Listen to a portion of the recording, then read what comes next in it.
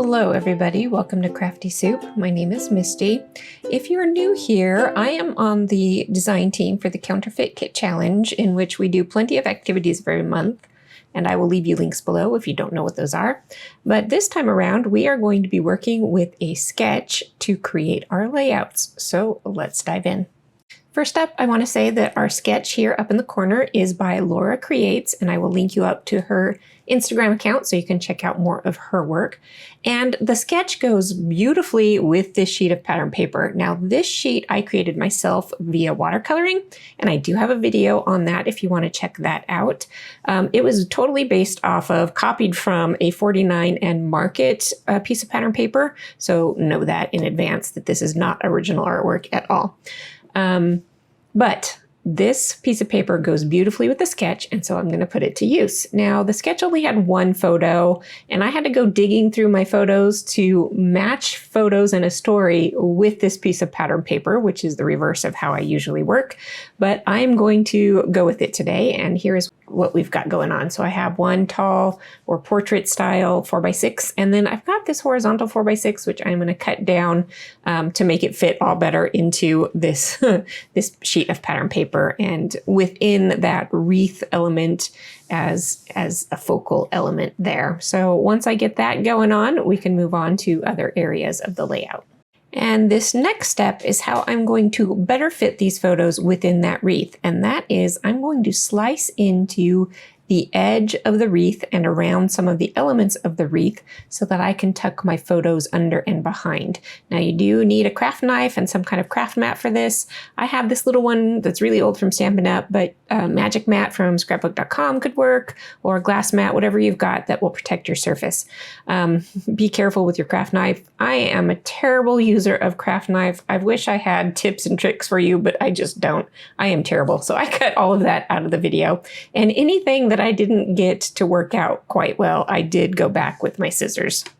All right, with all of that trimmed up, you can see I went around some of the leafy elements and then mostly straight along the kind of solid base of the wreath. So I am going to overlap and tuck these photos in a way that will still allow me to layer a few bits and pieces of pattern paper behind it, and also to still squeeze in both of those photos, because I like that I have the different, each of my different kids is kind of a focus of each photo. So I wanted to get both of these on there for that reason. And I don't mind overlapping kind of empty areas of the photo so that I can squeeze. And then here's where I'm going to layer up some things. I do have my counterfeit kit off to the side there, and mostly my kit this month is a pattern paper pad from DCWV, which is, I think it's called Wildflowers. If you don't know about my kit builds, I will go ahead and link you up to that so you can go back and refresh yourself on what the kit builds are all about. But I am using lots of scraps for this so that I don't have to cut into fresh sheets of paper, and I don't have a lot of room for that anyway. So using branding strips actually here is what I'm going to use mostly to tuck just tiny bits and pieces of interest around this layout.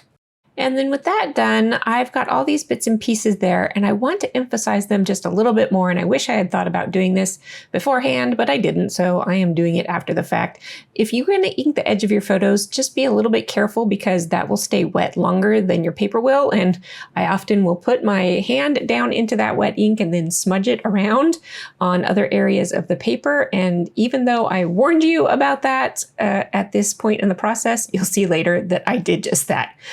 I am also going to ink up the edge of where I cut apart the pattern paper for two reasons. One, it kind of hides some of my craft knife imperfection skills, and it also gives it a little bit of a vignette appearance to it. So you can see there how it adds that little bit of shadow around the edge of the wreath and helps it pop out just a little bit more.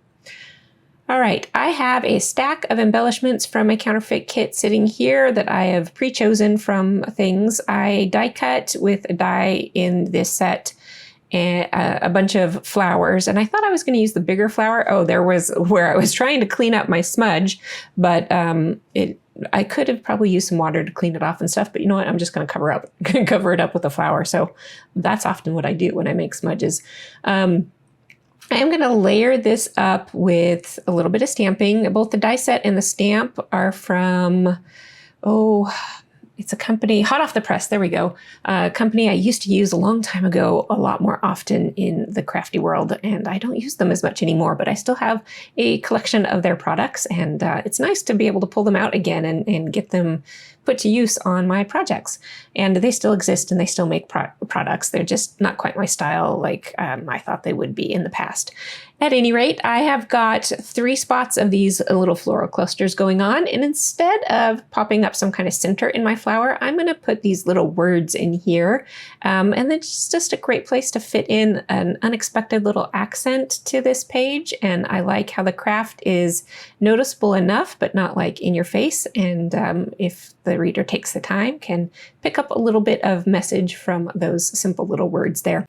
So here is where I'm working on the title, and this was the placement of the title, and I went ahead and did my own title out of handwriting with this pen. And this pen makes your handwriting look beautiful with very little effort. So I will link you up to that pen if you like the look of this type of writing. All right, so that wraps up this layout for this time around. I hope you got something interesting out of this layout. And if you did, I'd love to hear about it. You can leave me a comment. I always respond to viewer comments. And that wraps up the first challenge for this week. I will be back with a few more videos before we get to the second challenge, I believe. So until then, I hope you have an artful day.